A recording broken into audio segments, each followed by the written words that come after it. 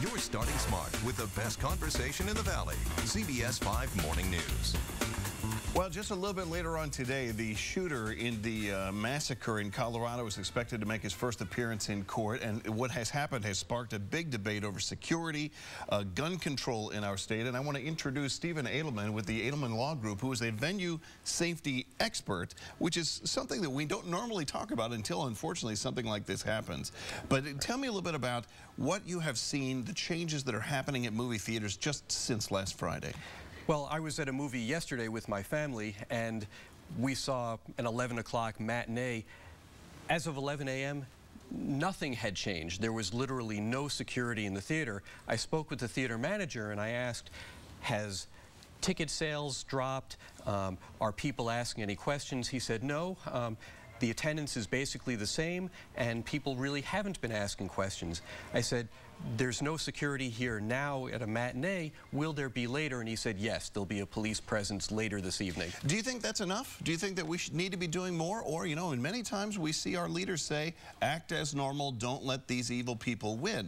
Where's that balance? Well, I certainly think we shouldn't let the bad guys win. Having said that, having some security presence is a good idea because you don't know where the next wacko is going to come, and they might go to a matinee, or they might look like you or me. So I don't think it's so easy as to say, well, bad things happen only at the midnight showing, and so everything else is just fine.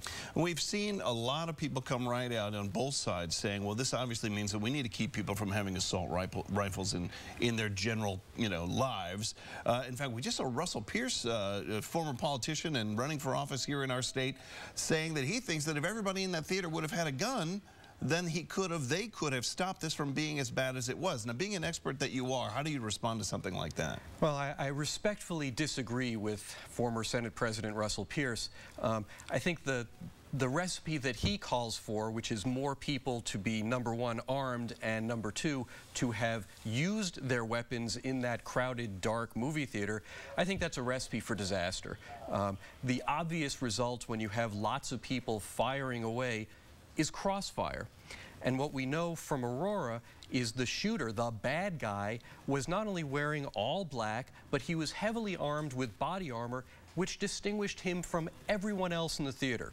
And so if other people had been armed and taken out their weapons, had made the judgment that they could get a shot, most likely the result would have been more innocent bystanders would have been hit.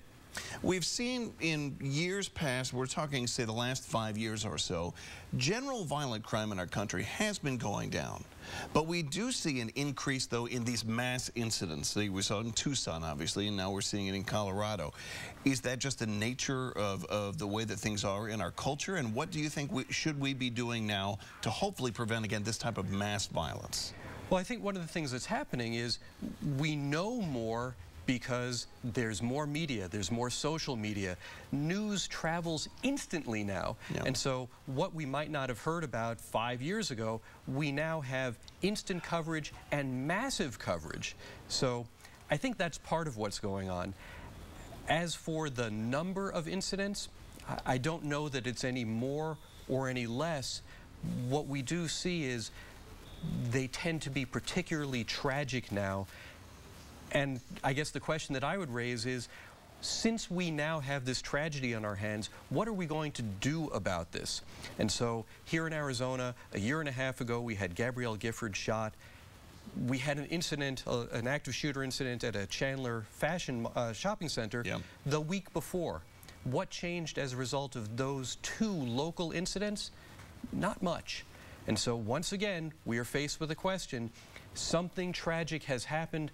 What lesson will we learn? What will we do, if anything, to change the way we behave in public open spaces? Well, we need leadership from the very top levels to try to figure out those issues. And Steven Adelman, we'll be having you back when hopefully we have something new to talk about regarding this particular safety issue. Thank you so much for being here this morning. Thank you. We're going to take a quick break. We'll be back right after this.